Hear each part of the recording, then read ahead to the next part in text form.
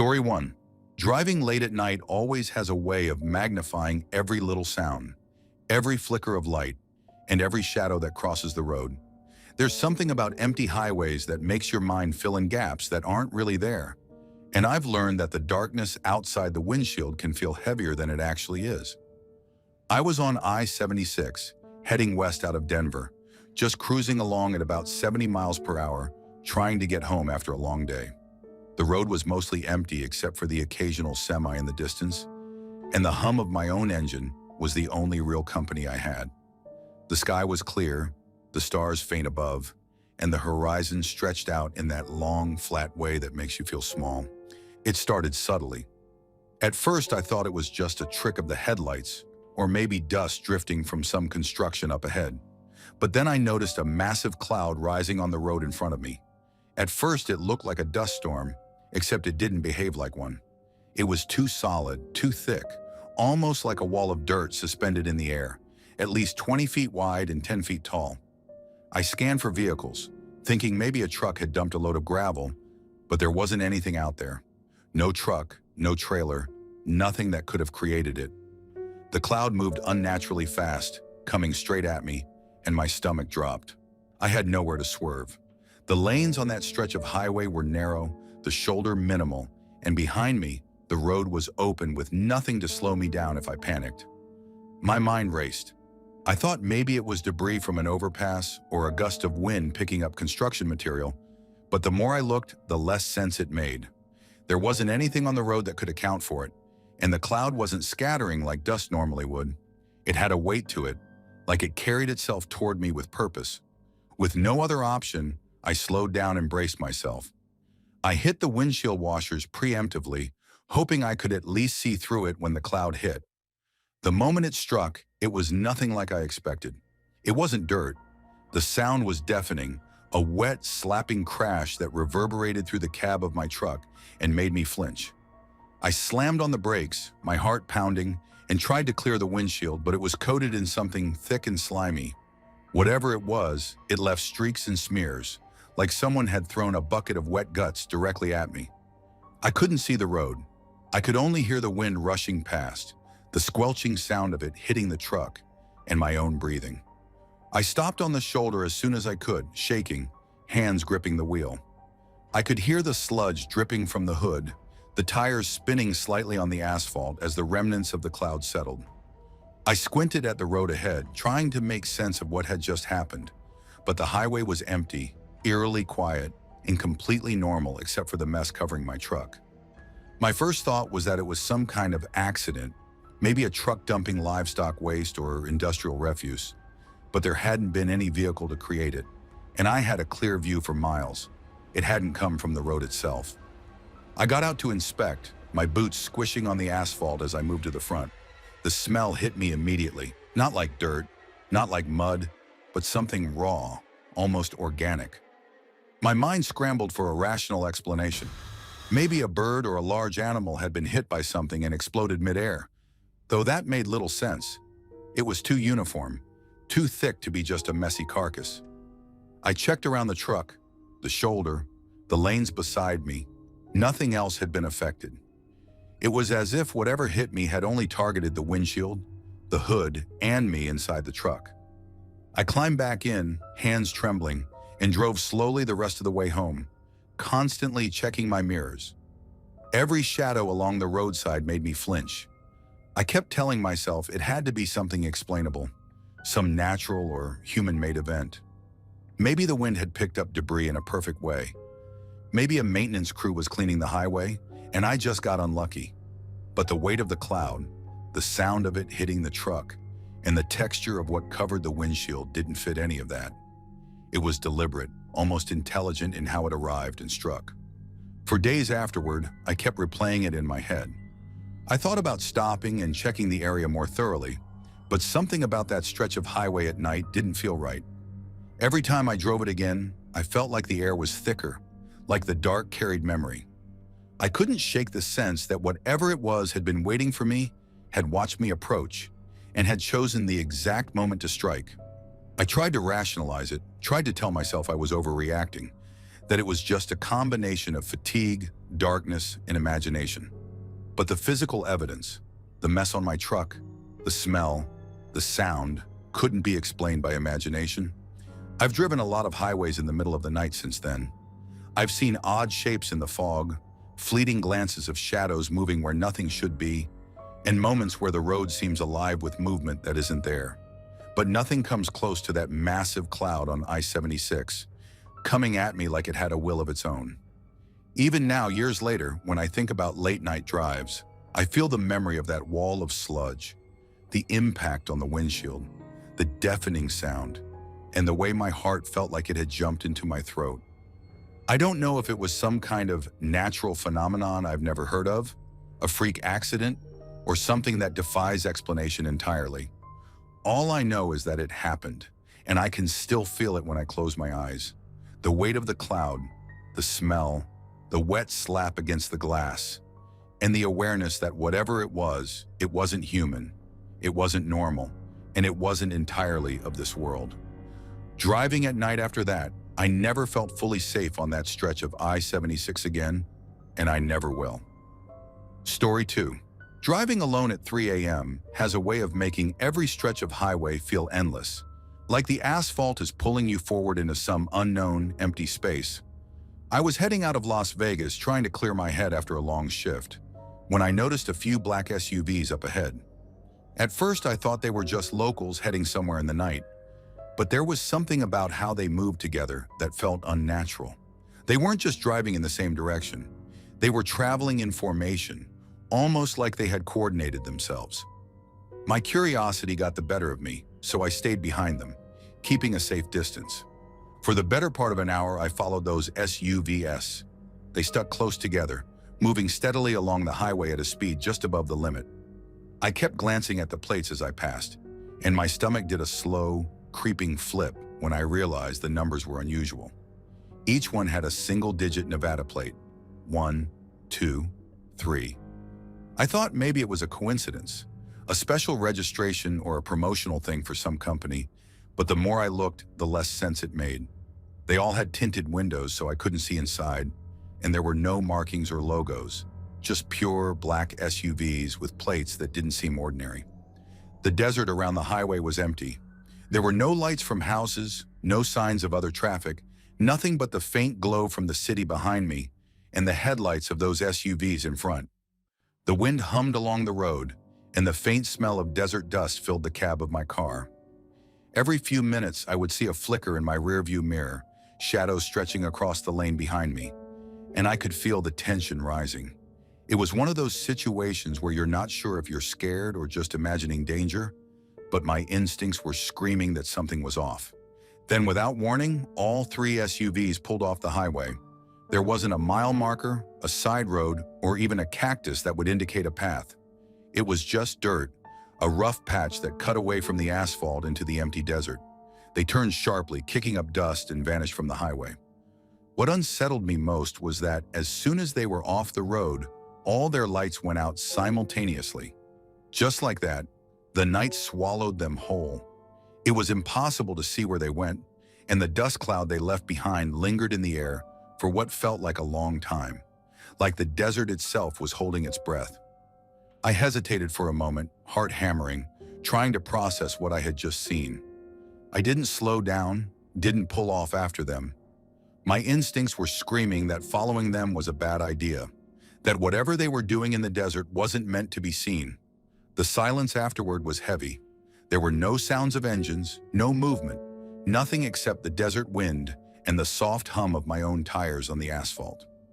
My hands gripped the steering wheel tighter than I realized, knuckles white, and I could feel every beat of my heart echoing in my chest. The thing that really got to me was how sudden it all had been. One moment I was watching the highway, trying to keep the SUVs in sight, and the next they had disappeared into the darkness. There was no indication that anyone had been there. No tire tracks I could see in the dirt. No light reflecting off the desert floor.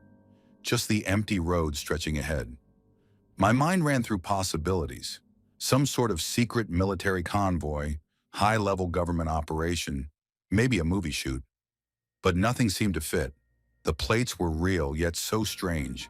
The timing was too precise, and the way the lights went out, it felt deliberate, like they wanted to vanish without a trace. I kept driving, eyes darting to the mirrors, scanning the dirt path where they had disappeared. My stomach was tight, and the hairs on the back of my neck stood on end. I tried to rationalize it, telling myself it was probably a weird coincidence. Maybe a few people heading into a remote property for some legitimate reason, but the thought didn't settle my nerves. The desert around me was too quiet, too empty, and the highway itself seemed altered somehow, like the SUVs had left a shadow behind them that I couldn't shake. Every few minutes I would glance down the side road, expecting to see headlights flicker or dust swirl, but nothing ever appeared. The night felt heavier, oppressive even, and I could feel the tension lingering in my chest. I thought about calling someone, maybe the police, just to report strange vehicles disappearing into the desert at 3 a.m. But even that felt risky. There was a strange urgency in me to just leave the area, get back to civilization, and pretend nothing had happened. The rest of the drive was unnerving. Every vehicle that passed seemed suspicious. Every shadow along the roadside felt like movement in the corner of my eye. I tried to stay calm, tried to reason that it had to be something explainable, but the images of those black SUVs, their disappearing lights, and the emptiness of the dirt path stayed in my mind. It was as if they had left a presence behind, like something in the desert had taken notice of me and wanted me to remember. I finally reached a well-lit section of the highway, closer to the outskirts of Las Vegas, and I felt some relief wash over me. The city lights were reassuring, normal, and for a moment I felt human again. But the memory of those SUVs, the way they moved in perfect sequence, the plates numbered 1, 2, 3, and their sudden disappearance into the dark desert stuck with me. Every time I think about it, I can almost feel the desert wind brushing past the car, hear the faint sound of engines fading into the sand, and sense that something unseen is out there, waiting. I still drive that route occasionally, and I always notice the dirt paths that branch off the highway. I scan them now carefully, thinking about that night. I don't know what those SUVs were doing, who was inside, or why they vanished the way they did. Maybe it was military, maybe some sort of government operation, or maybe something else entirely that I can't explain. All I know is that the experience left me feeling unsettled in a way that nothing else has, like the desert is alive with secrets I'm not meant to see. Even now, years later, I remember the dark shapes, the silence after they disappeared, and the way the desert itself seemed to swallow them whole. I can still feel the dread in my chest when I picture that night, and I know I'll never drive that highway at 3 a.m. without glancing over my shoulder at every shadow, wondering if the black SUVs are still out there, just waiting for someone else to notice them. Story 3. Riding a motorcycle at night has a way of making the world feel smaller, more intimate, and at the same time far more dangerous. The air presses against your body, the road blurs beneath your wheels, and every sound is magnified. The rustle of trees, the snap of branches, the hum of the engine echoing through the forest. I was coming home from my girlfriend's place, just a short 20-minute ride, but it cut through a stretch of road that had no streetlights and was bordered by dense forest. At that hour, 3 a.m., the woods were alive in their own way, full of shadows that flickered in my peripheral vision and noises that made my heart jump. I'd ridden this route plenty of times before, but that night felt different, like the forest itself was waiting. The road was narrow, just a single lane in each direction, and my little 50cc dirt bike wasn't exactly built for speed, but I was pushing it as hard as I could to get home. The headlights barely cut through the dark, just enough to see the white lines on the asphalt and the occasional reflective sign. Every curve of the road made my stomach twist as I leaned into the turns, the wind howling past my helmet. The forest pressed close on either side, trees reaching like dark fingers over the road. It was one of those rides where your senses are on overdrive, where every shadow, every flash of light or shape seems amplified.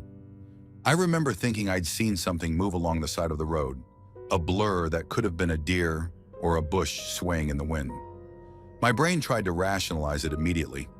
Animals were common on that stretch. Stray branches fell across the pavement, and I was probably just tired. But then I saw it. It appeared out of nowhere, standing on the shoulder of the road, illuminated in the pale circle of my headlights. It was a mannequin, just standing there. I swear I froze for a fraction of a second, my hands tightening on the handlebars. I'd seen mannequins in stores, sure, but seeing one here, in the middle of a forest at 3 in the morning, was something else entirely. There was no display, no building, no reason for it to be there. It wasn't lying down or leaning against a tree. It was just standing, facing the road, pale and still, almost human in shape, but impossibly lifeless. My heart raced, adrenaline spiking through my chest as I tried to process what I was seeing. I didn't slam on the brakes, I didn't even swerve, but I slowed down, gripping the throttle tighter, keeping my eyes fixed on the road ahead while still glancing at it out of the corner of my vision. It didn't move, not a muscle, not a blink. And yet, for some reason, I felt like it was watching me, like the forest had somehow imbued it with some kind of awareness. My brain tried to rationalize it again, a prank, someone leaving it there, a prop. But the more I looked, the less it made sense.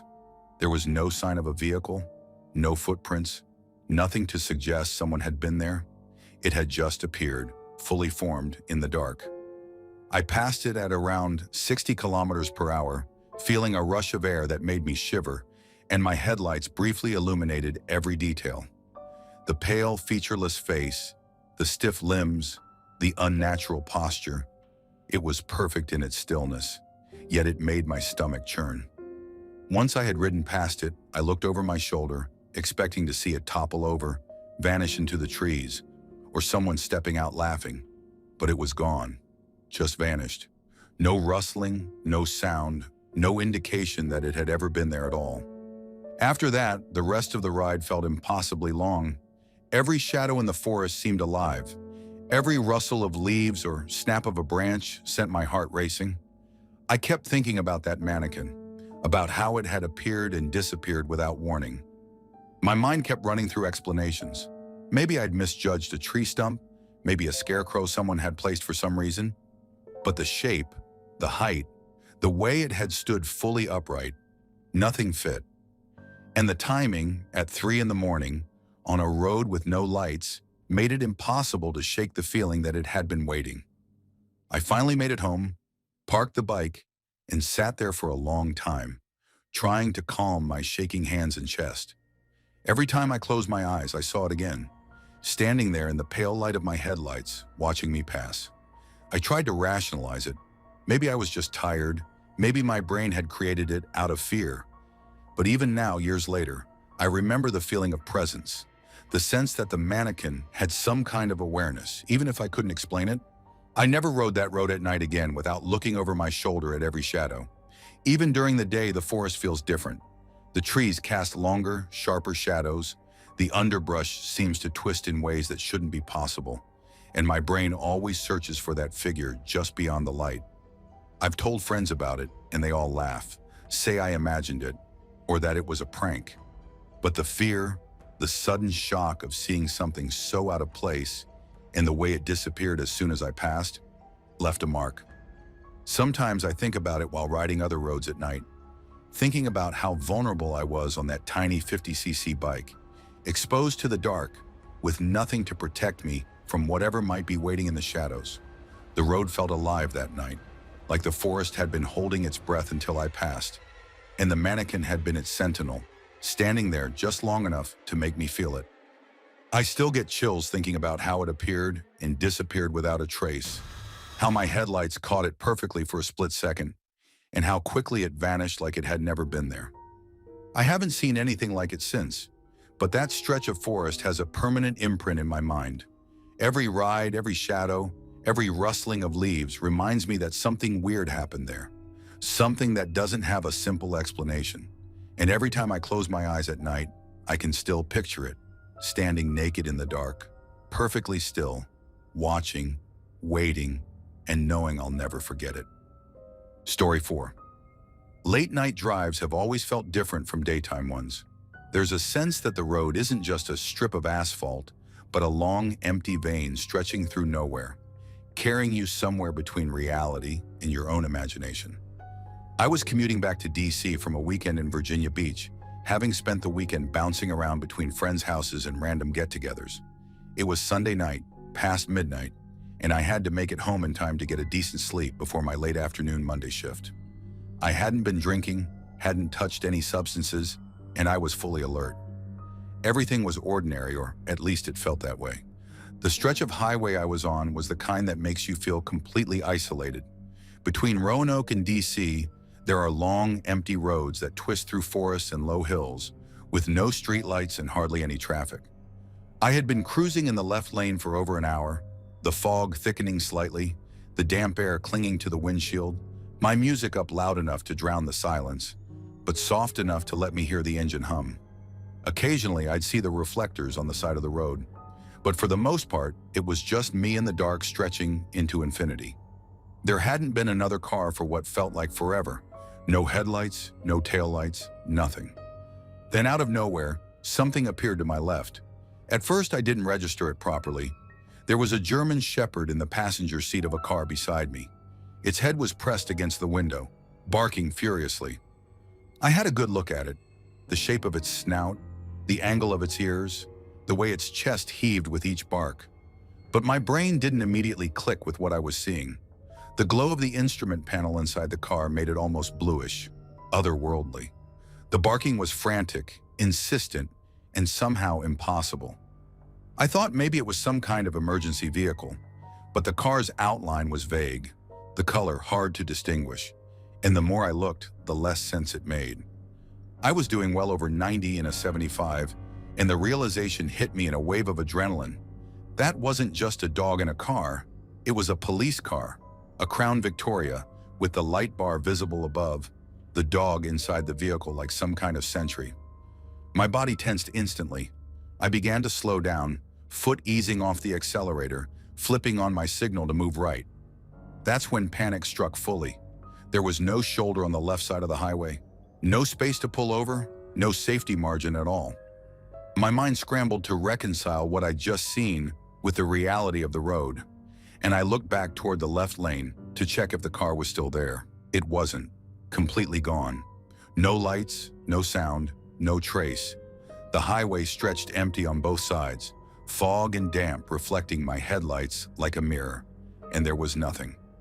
I slammed on the brakes just enough to feel the tires bite into the wet asphalt, scanning every shadow, every reflection.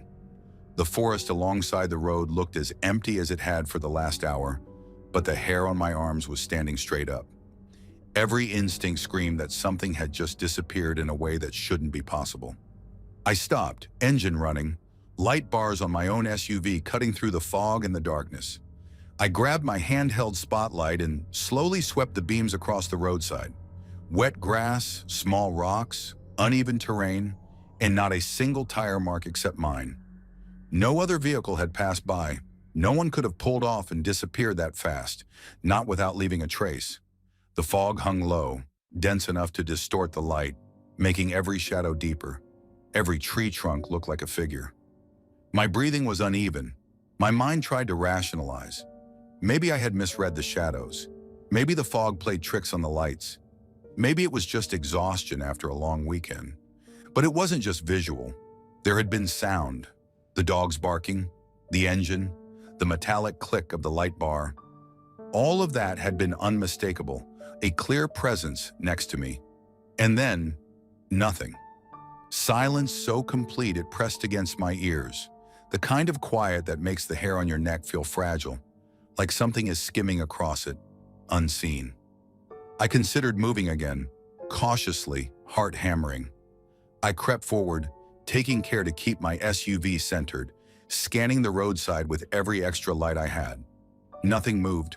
No reflections, no stray headlights, no movement among the trees. The fog swallowed everything. The darkness seemed thicker than normal, and yet I could see far down the road in both directions. Nothing approaching, nothing fleeing. It didn't make sense. Every mile forward felt like a slow test of reality. I kept glancing at the spot where the dog had been, half expecting it, or the car to reappear, but it never did. My mind alternated between relief and creeping unease. Maybe it had been a hallucination, a trick of fatigue, or my brain over-interpreting shapes in the fog. But the clarity of the dog's outline, the blue glow, the barking, that wasn't something you just invent in your head while driving fully alert. For the rest of the drive, I couldn't shake the feeling of being watched. Shadows in the trees seemed to shift just out of sync with the light.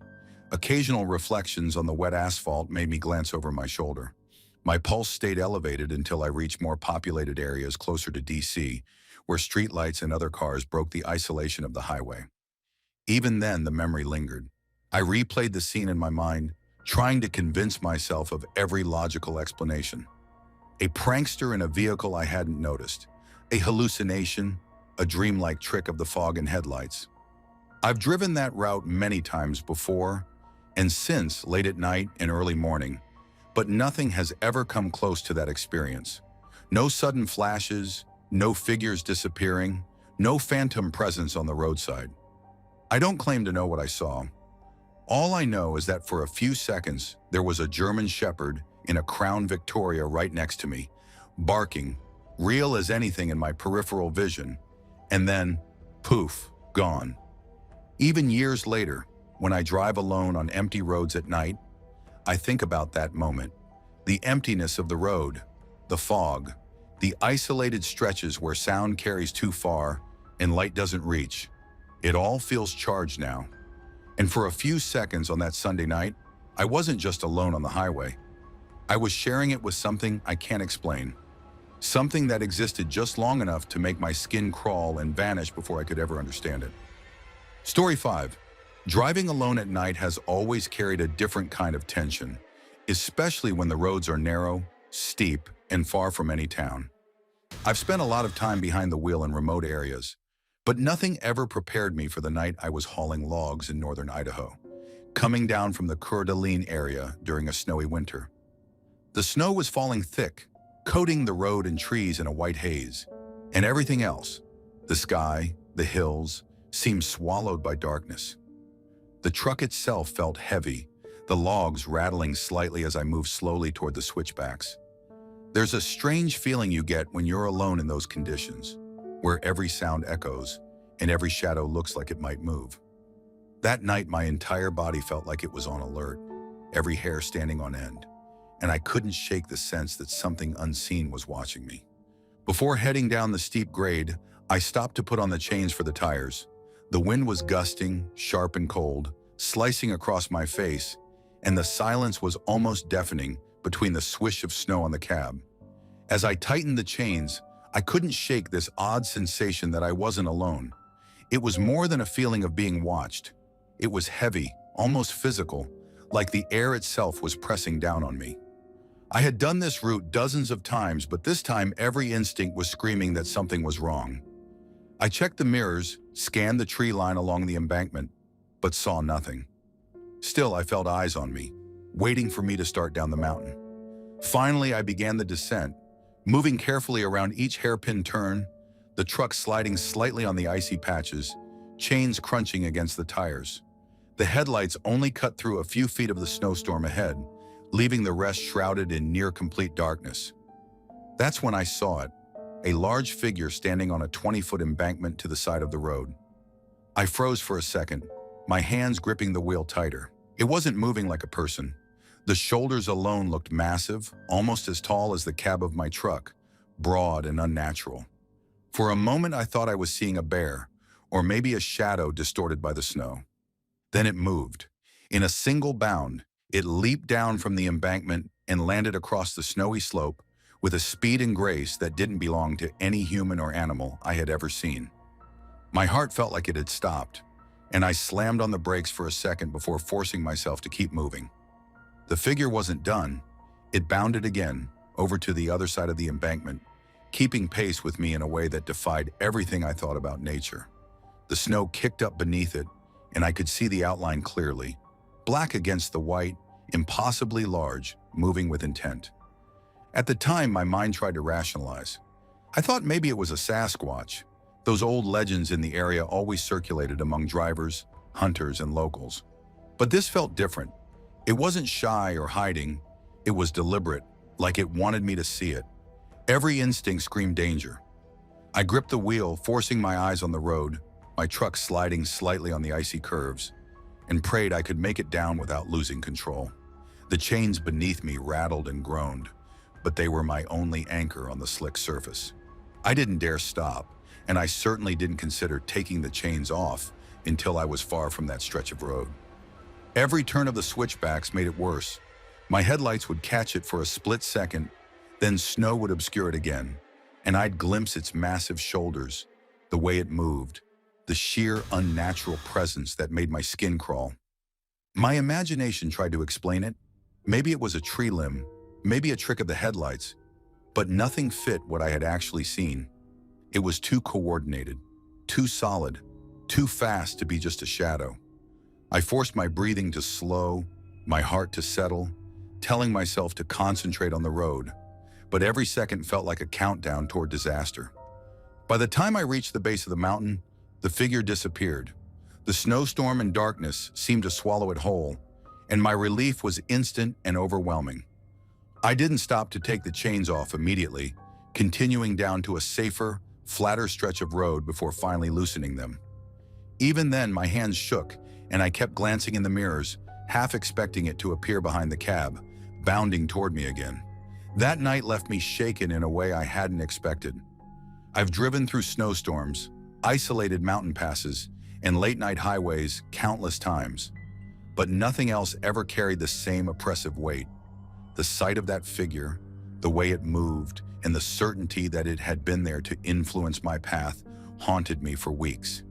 It wasn't just fear, it was the unshakable impression that whatever I had seen had some kind of intent.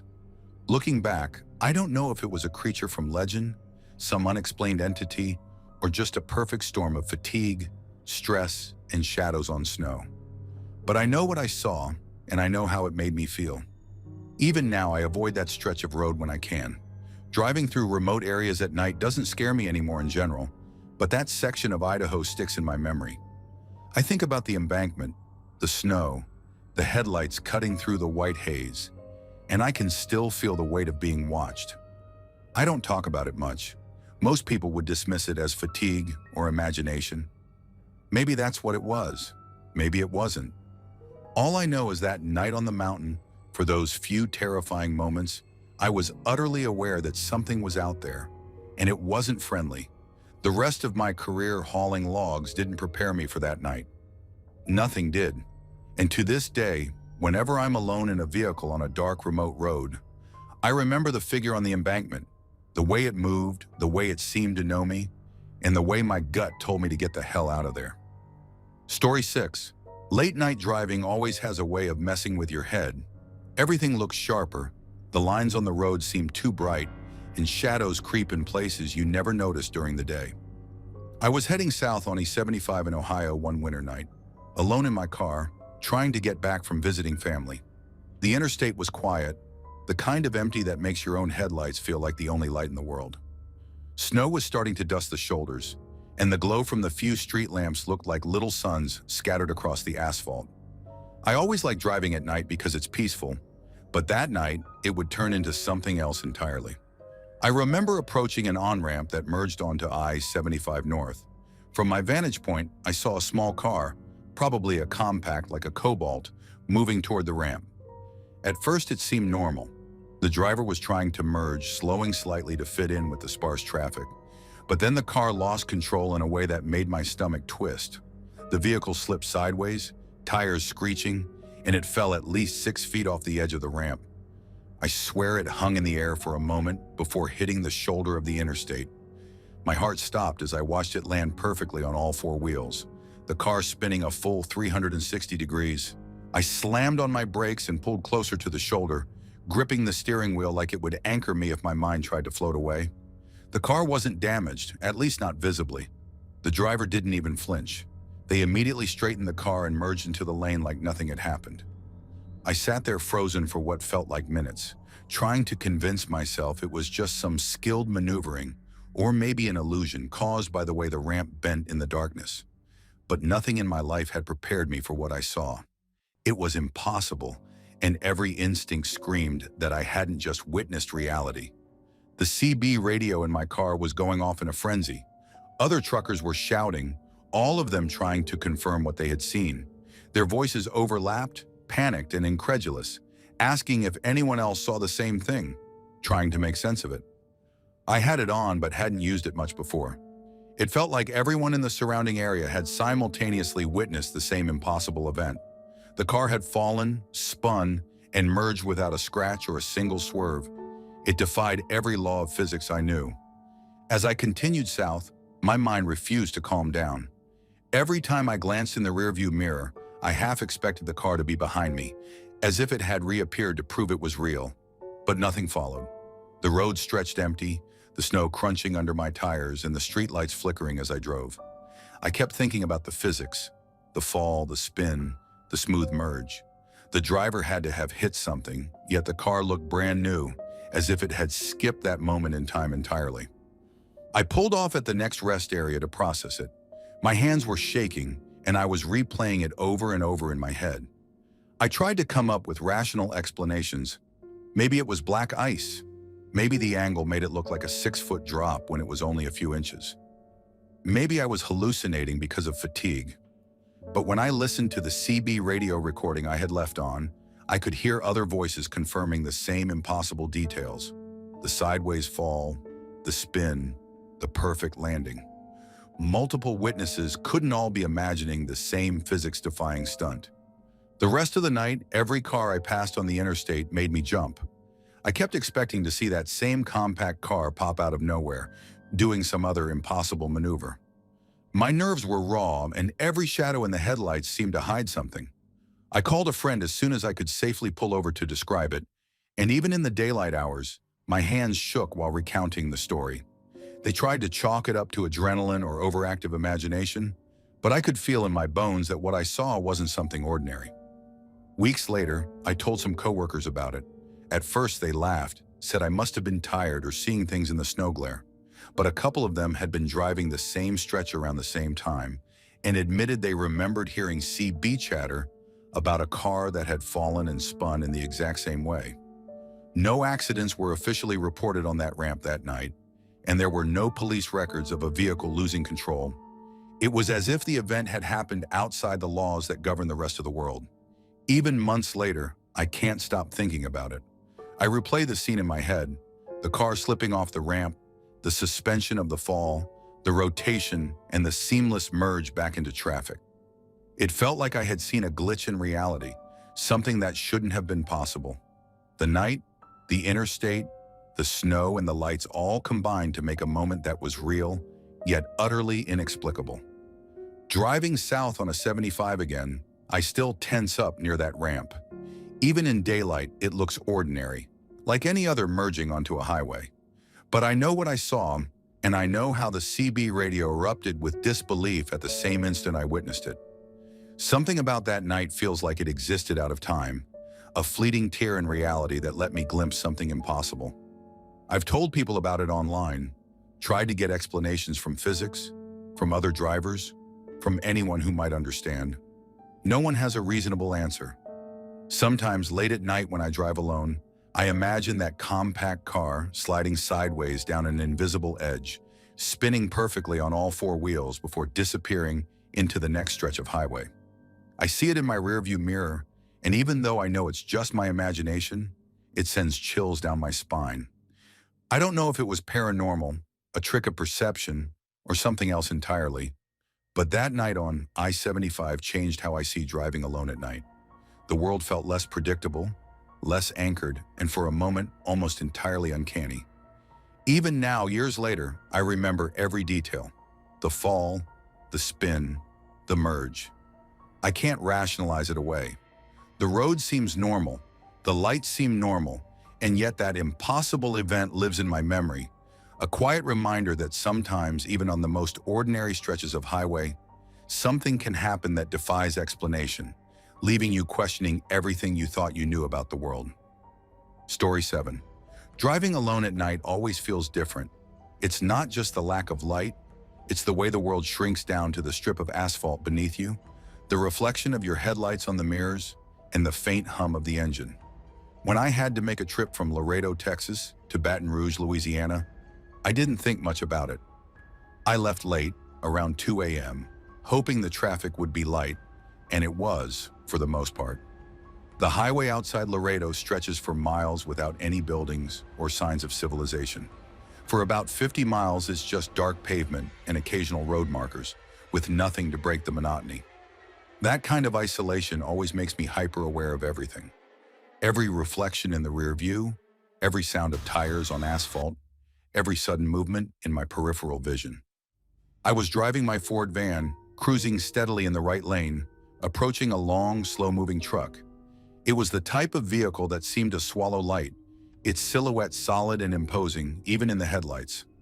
I shifted into the left passing lane to overtake it, keeping a careful distance as I moved alongside. The road felt emptier than it should have, a stretch of darkness that made the tires hum feel louder. That's when I noticed movement. Out of the corner of my eye, something large, or at least noticeable, seemed to shift on the shoulder. My heart rate jumped, and I glanced to the right just in time to see the truck I was passing suddenly veer slightly away from the shoulder. My stomach dropped when I realized why. A figure was walking across the highway. It was dressed entirely in white from head to toe. The face was pale, almost luminous, with closed eyes and arms folded across the chest. Its pace was slow, deliberate, and unnervingly calm for someone crossing a dark highway at 2 in the morning. The way the figure moved didn't match a normal human gait. It seemed to glide, untouched by the wind, almost like it was floating just above the asphalt. I swerved instinctively to the left, barely catching it in the passenger mirror as I passed. The image of the closed eyes, the folded arms, and the stillness of the body burned into my memory. In that split second, I knew I had driven straight through the space it had occupied. My van's tires rolled over empty asphalt, but my mind screamed that someone had been there. My pulse was racing, and I gripped the wheel so tight I thought my knuckles would break. The road stretched on endlessly after that, empty and silent, except for the tires and the hum of the engine. I kept checking the mirrors, expecting to see it behind me or somewhere along the shoulder. Nothing appeared. Every sign of civilization was absent. I passed mile markers, watched the occasional reflective post by the side of the road, but the figure never returned.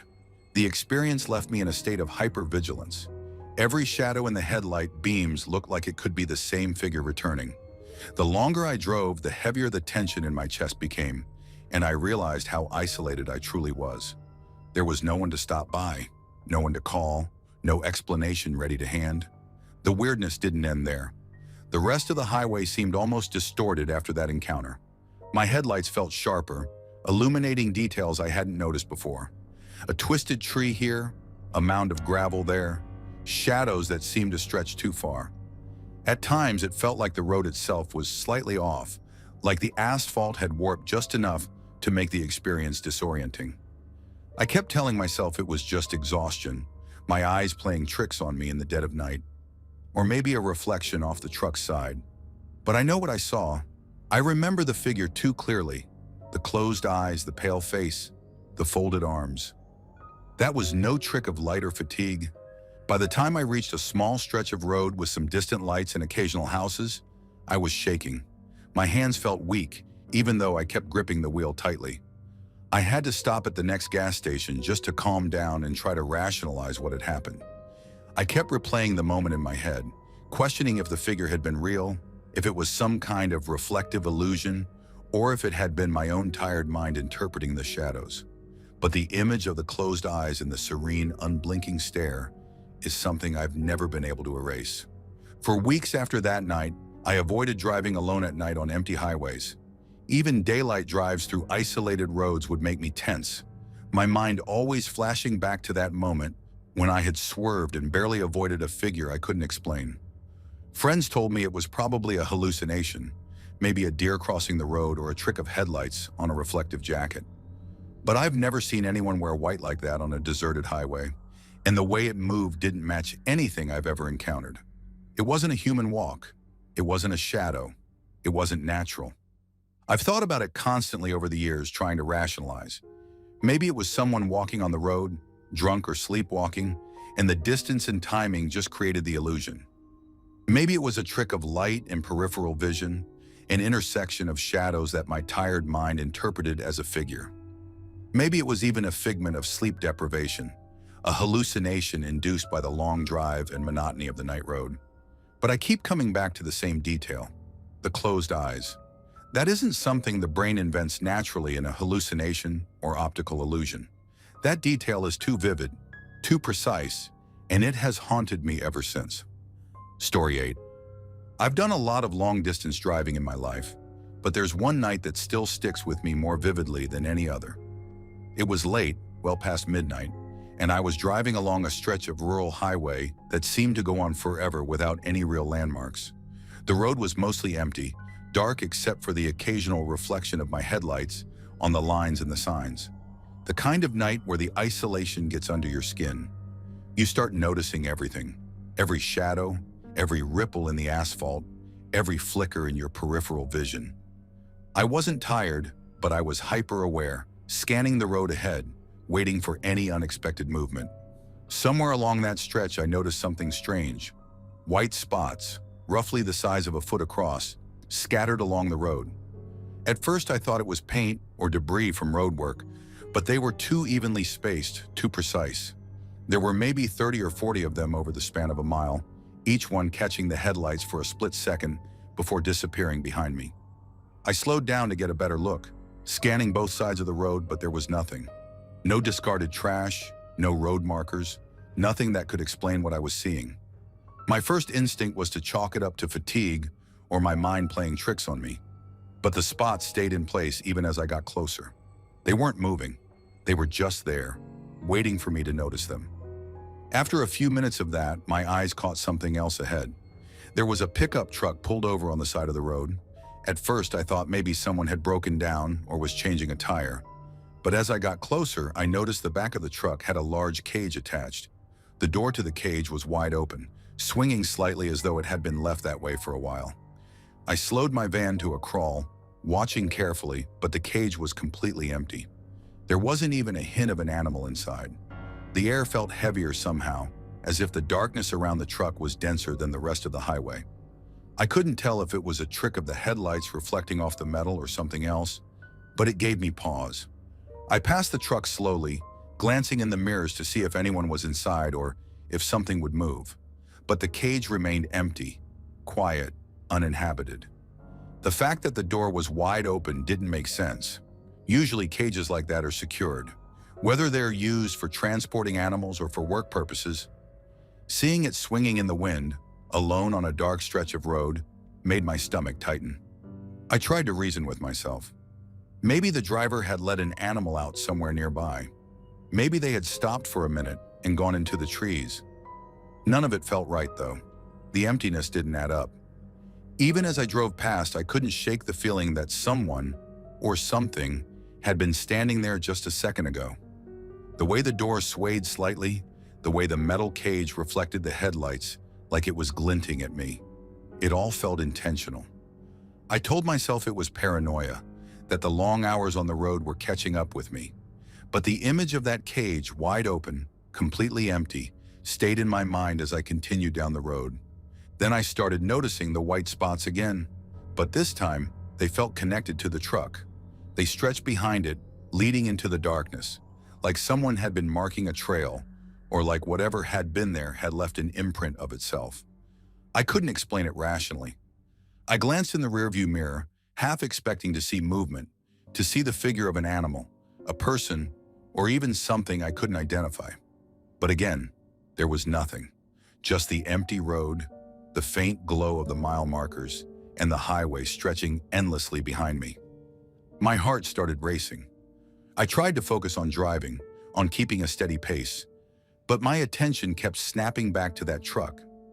The emptiness of the cage, the way it had been positioned on the side of the road, and the white spots trailing behind it made the world feel wrong. I kept telling myself it was all explainable.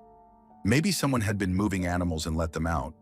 Maybe the spots were paint that reflected the headlights in an odd way. Maybe my brain was just interpreting things in a strange way because I was tired, but the sense of unease was undeniable. I passed the truck completely and picked up speed, trying to shake the image from my mind. Every mile after that felt surreal. The road seemed longer, the darkness more oppressive. Even the trees that lined the highway felt like they were leaning closer, listening. I kept checking the mirrors, half afraid to see the truck somehow following me or the figure from the cage reappearing. But the road remained empty. There were no cars behind me, no headlights in the distance, just the endless stretch of dark asphalt and the occasional reflective marker. By the time I reached the next town with streetlights and signs and the faint hum of civilization, I felt exhausted. My hands were sore from gripping the wheel, and my mind was still replaying what I had seen. The empty cage, the white spots, the sense that something unseen had been there moments before. It all stayed with me. I stopped at a gas station, bought a coffee, and tried to shake it off, telling myself I was overreacting, imagining things in the dark, letting the isolation of the highway get to me. I've thought about that night a lot over the years, trying to rationalize it. Maybe the cage had really been empty. Maybe the white spots were some kind of reflective paint or material I couldn't identify. Maybe it was just fatigue, my brain filling in details in the absence of visual stimuli. But the memory of it, the way the cage door swung, the emptiness inside, the white spots leading into the darkness, feels too precise, too clear to be a hallucination. My gut tells me there was more there than just a truck and some odd reflections. Even now, when I drive long stretches alone at night, I think about that stretch of road. I replay the image of the empty cage and the white spots, and I remember how it felt to be completely alone on a dark highway, with something unexplainable just off the side of the road. I've never seen anything like it since, and I hope I never do. But part of me knows that stretch of road, that night in that truck, will always stick in my memory as something that didn't belong to the ordinary world. I don't know if it was paranormal or just a weird coincidence, but the way it made me feel, vulnerable, hyper-aware, like the world had shifted just slightly out of place, is something I won't ever forget. Driving through empty roads at night is a normal part of life for me now, but that night on the highway outside nowhere is a reminder that even familiar places can hide something strange, something beyond explanation. Story 9. There's something about driving alone late at night that makes every sound, every shadow, and every movement feel amplified. It's like the world shrinks down to just the stretch of road under your wheels and the area illuminated by your headlights. I was driving home one night, it had to be around 1:30 or 2 a.m., on a fairly major street lined with shops and businesses. The parking lots were huge, mostly empty, with only a few cars scattered here and there, probably belonging to cleaning crews or security guards who worked odd hours. The streetlights cast long, harsh shadows across the asphalt, and everything seemed calm, almost unnaturally quiet. I was moving at a steady pace, cruising past the rows of empty storefronts, when something completely unexpected happened. Out of nowhere, a baseball came flying at me. It hit my windshield with a sharp, metallic-sounding thud, bouncing slightly before rolling off toward the wipers. I slammed on the brakes, my heart leaping into my throat. I couldn't see anyone near the parking lots, and there was no one on the sidewalks. The few cars in the parking lots were parked, completely motionless. No one was moving around, no figure was throwing the ball, nothing. My brain was screaming at me to rationalize it. Maybe a stray animal kicked it, maybe it bounced off something, maybe someone had thrown it from the shadows, but I had a wide view of the area, and there was nothing there. I pulled off to the side of the road, hands shaking, trying to catch my breath. I leaned forward and peered around, scanning the parking lots and the street with every instinct screaming that something was wrong. Everything was empty. Even the smallest signs of life were gone. The streetlights flickered slightly, and I could hear the hum of the city in the distance. But that stretch of road in that moment felt entirely abandoned, except for me in the car. I reached out to touch the windshield, half expecting the baseball to roll off the hood by itself, half expecting something worse. After a minute, I forced myself to continue driving, keeping a careful watch on my surroundings. Every step of the way, my eyes were glued to the sidewalks, the parking lots, and the edges of the road. I couldn't find any indication of life. No person, no animal, no movement of any kind. It was as though the baseball had simply appeared out of thin air and hit my windshield, leaving no trace of its origin. I kept checking the rearview mirror and the side mirrors, half expecting something or someone to be following me, or at least to appear from the shadows. But the street remained empty. The only things moving were the occasional flicker of a distant neon sign or the reflection of a streetlight off a parked car. I tried to reason with myself. Maybe a stray ball had been left on a ramp or an incline and had rolled at just the right moment. Maybe the wind had blown it into my path. Maybe a car had passed ahead and somehow launched it forward. None of these explanations made sense. The street was wide and there were no slopes, no ramps, no evidence of other vehicles or people in the immediate area. I could clearly see across the parking lots, and there was absolutely nothing that could have caused the ball to appear where it did. My hands were still gripping the steering wheel tightly, knuckles white, and my heart was still pounding. Every little sound, the hum of the engine, the faint rustle of a sign in the wind, even my own breathing, felt louder than normal. I kept replaying the moment in my head, the baseball hitting the windshield with a sharp crack, the way it bounced and rolled, and the complete emptiness of the parking lots around me. It didn't add up. Something about that night felt off, like the laws of reality had momentarily shifted. I continued driving, cautiously now, scanning every lot, every corner, every darkened alley. The rest of the way home, the street felt empty in a way that made me hyper-aware of my isolation. Usually, even late at night, there's a car or a person somewhere, but that night there was nothing. The baseball incident left me tense, my senses on high alert. I couldn't shake the feeling that the street had held its breath, that whatever had caused the ball to hit my windshield wasn't just random or coincidental. Even weeks later, the image stayed with me.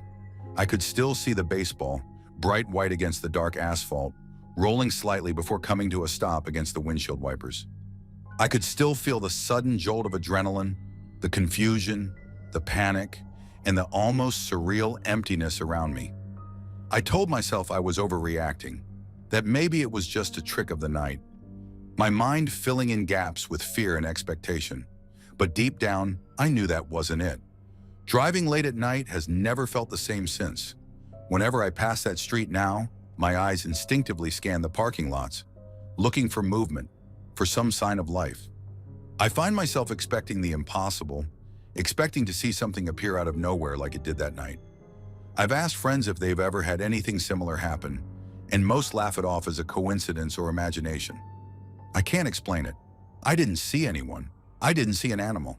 I didn't see anything that could have caused that baseball to appear from thin air and slam into my windshield. The strangest part of it all is the complete lack of explanation. Usually, even when something weird happens, there's some trace, footprints, tire marks, or at least a shadow fleeing the scene. That night, there was nothing, just me, the street, the parked cars, and the memory of a baseball that had come from nowhere. It's one of those moments that sticks with you because it's so simple and inexplicable. It wasn't dramatic or violent. It was just surreal, a single object appearing without cause. And yet, it left a lasting impression. To this day, I still think about that night whenever I'm driving late, especially down empty streets.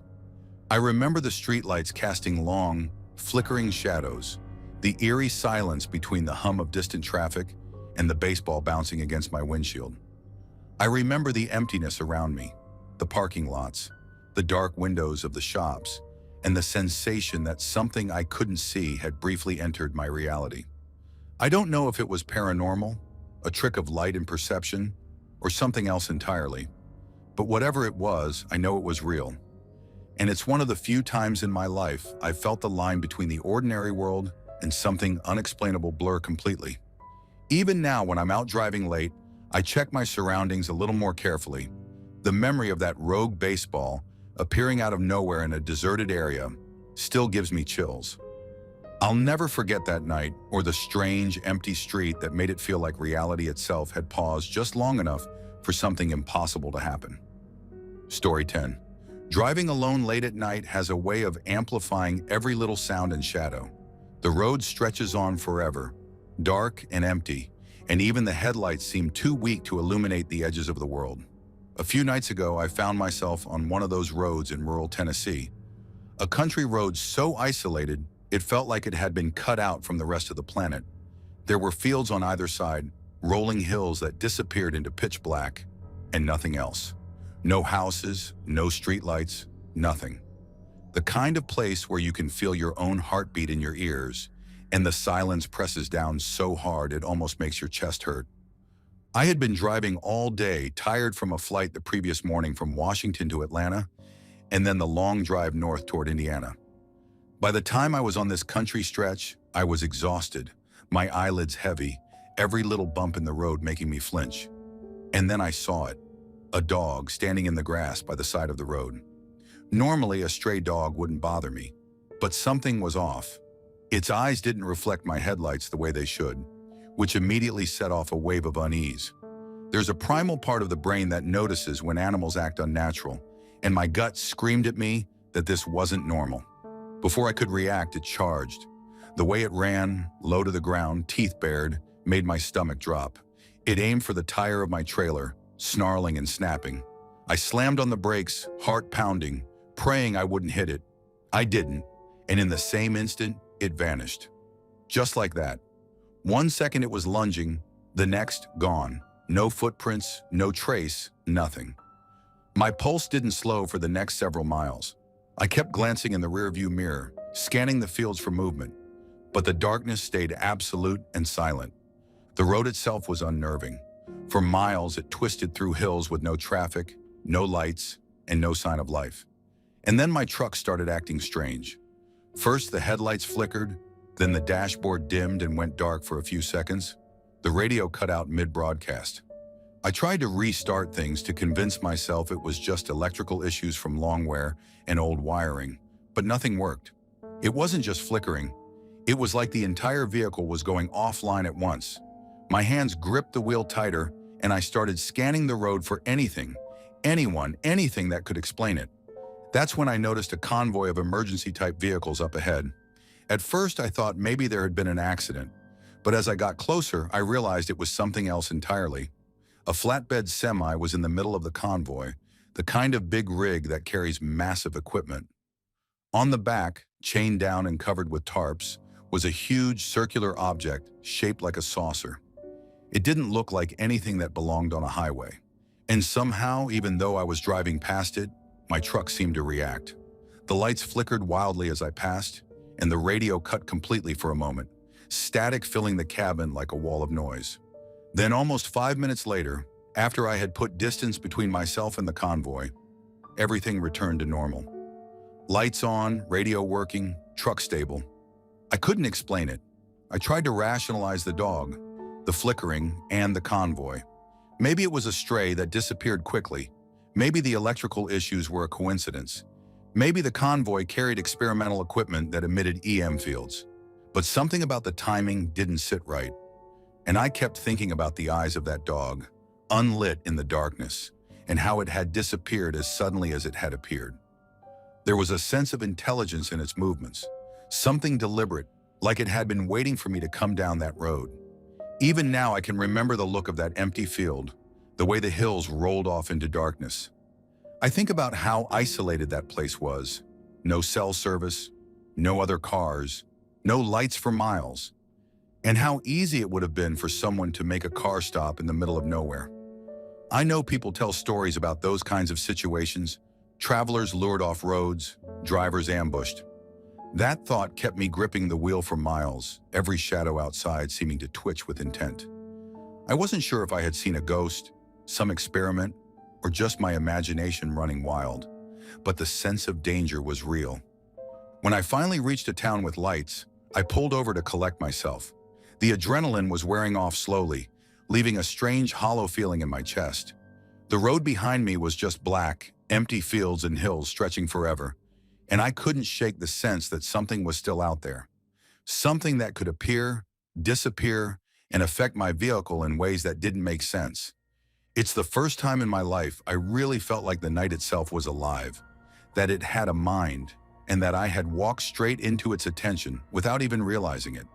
Even rational explanations, electrical faults, a stray dog, a weird convoy, don't fully account for how that dog looked at me, unlit, intelligent, and how the truck acted as I passed the semi. Since then, I've been hesitant about driving late at night on isolated roads. There's a weight to that memory, a shadow that sticks in my mind. I still tell myself it could all be explained scientifically, but deep down, I know that for a few miles on that Tennessee country road, I was somewhere in the middle of a world that didn't entirely follow the rules I understood. I recount it because I've driven thousands of miles, seen worse weather, worse traffic, worse hazards, but nothing has made my skin crawl the way that night did.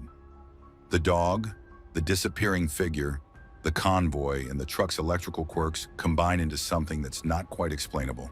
And I'll be honest, part of me still wonders what would have happened if I had slowed down or stopped.